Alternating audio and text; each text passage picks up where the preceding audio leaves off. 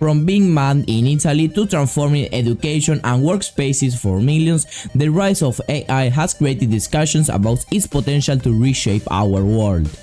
With AI's ability to generate stunning visuals, craft YouTube scripts, and even overcome creative blocks, it's evident that this technology is constantly evolving and impacting our lives. Yet concerns persist about AI replacing human jobs, creating debates around the AI revolution. Today I aim to focus on a specific question: can ChatGPT, the cutting-edge language model, create a complete game? Join me as we explore the innovative possibilities and reveal the truth behind this statement. Welcome to an exciting journey into the realm of AI and game development.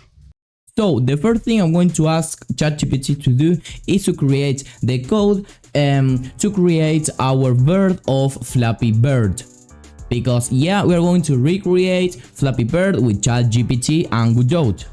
Okay, so here it tells me to copy and paste this code into a script attached to a reshape body 2D. So here in Godot I have an empty project, so I'm going to create a reshape body 2D.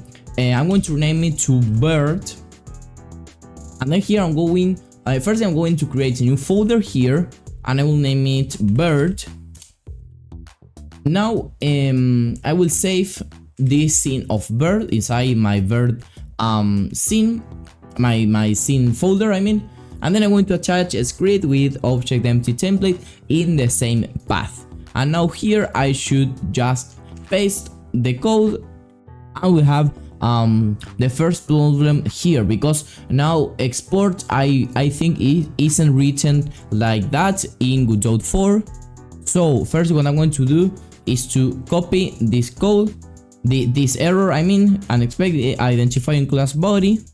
Although I asked ChatGPT to correct this error, as you can see it continues giving the same piece of code. So to fix this I'm just going to delete this export statement in both variables. And now I'm receiving another error, set fixed rotation. So I finally deleted the line of code that was here, because I believe the only thing it tried to do was to set the freeze mode to just static. Then also I created the input events, that it's just an input event called flap. Also I added a sprite and the collision shape. So now when I try the game, well, I believe the chamfers is a little bit big, or yeah, if I keep pressing the spacebar, it goes even even the force is greater. So the problem here is that it's checking each action press. So if I keep pressing the key, it's going to keep adding units to our force. So the solution would be to put the if event.isAction just press. So we're going to ask that to the chat. So here the chat gave me the code. Let's try it. Also I believe it will be okay to reduce the flap force to 200 for example. Okay, now works kind of, because if I keep pressing the spacebar, as you can see, that happens, but well, now this is not working, as you can see. So I modified the code myself, and well, the code keeps not working very well. I will play again so we can see it. As you can see, if I keep pressing the space, that thing still happens. That is because in this code, if it's flapping, which is turned on if we are pressing the spacebar, which is this action, it's going to apply a central impulse, causing the result you are seeing. That's quite weird, I believe. So this is the thing of ChatGPT, that you may ask for something and this thing at the first try it doesn't work as expected. So you have to come back to the chat and ask again for other code, and then work again on the same code in order to make it perfect. After talking a lot with ChatGPT, as I told you, in order to get a good result, you have to talk a lot with the GPT. But well, at least you have a very good result. So this is my pipe game object, and as you can see, this is the script the AI generated. First you have the pipe speed variable, which will be the one that will move our a pipe, in this case to the left, that's why it's minus 200. Then you also want to detect if our area, it means our node, collides, and if the node with which is colliding is inside the group bird, we're going to restart our current scene. Finally, in our process delta, we are going to update the position depending on the delta and on our pipe speed.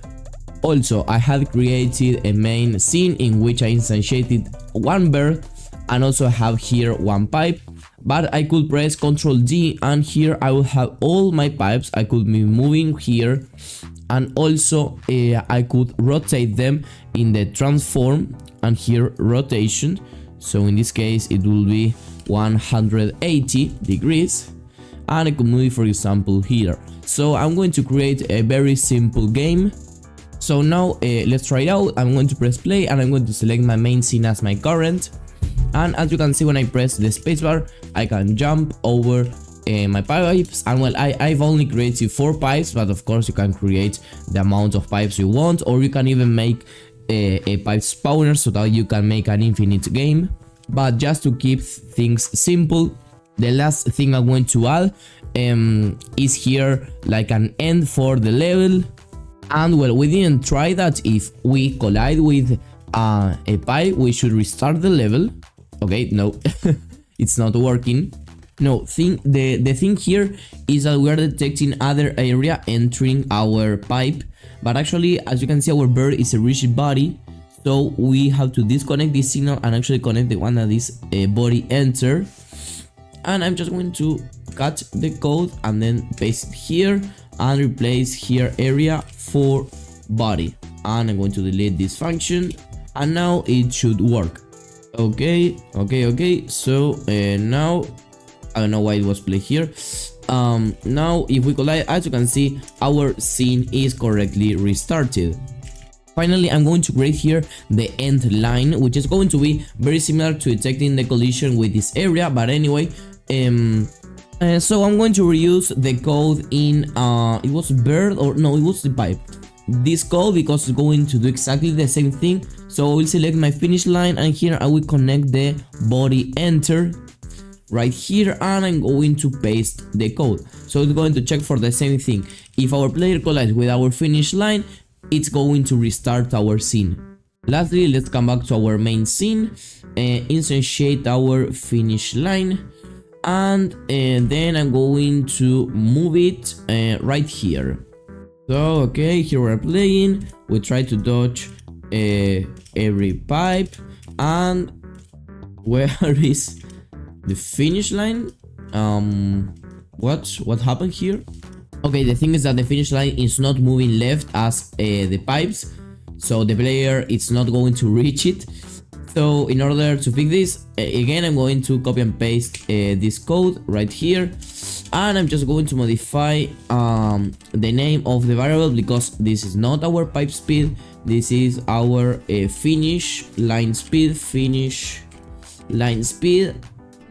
Also I have to modify it here, finish line speed. So now nice, I think now should work. I'm going to move it right here. I will press play. Again, I will have to dodge the pipes, and okay, here it is, my finish line. So let's collide with it, and okay, nice, everything is working just fine. In conclusion, ChatGPT's coding capabilities are impressive. It can provide accurate code and assist you in your game development journey. However, it's important to know that while ChatGPT can offer solutions, it may not always generate a code that works flawlessly on the first try. You might encounter errors that need to be addressed by asking the chat for a revised version of the code. Now let's address the initial question: can GPT, the cutting-edge language model, create a complete game? The answer is no. While ChatGPT can assist with coding and providing valuable guidance, creating a complete game involves various aspects beyond just coding. Game development includes elements like design, art, sound, gameplay mechanics, and testing, which require human effort. ChatGPT can certainly contribute to the coding aspect of game development, but it cannot single-handedly create an entire game. It's important to recognize the strengths and limitations of this powerful language model and leverage it as a valuable tool within the broader scope of game development. With the right combination of human creativity and ChatGPT's coding assistance, you can embark on an exciting journey to bring your game ideas to life. So leave your opinion of these topics in the comments, subscribe for more AI content, and see you on the next one. Bye bye.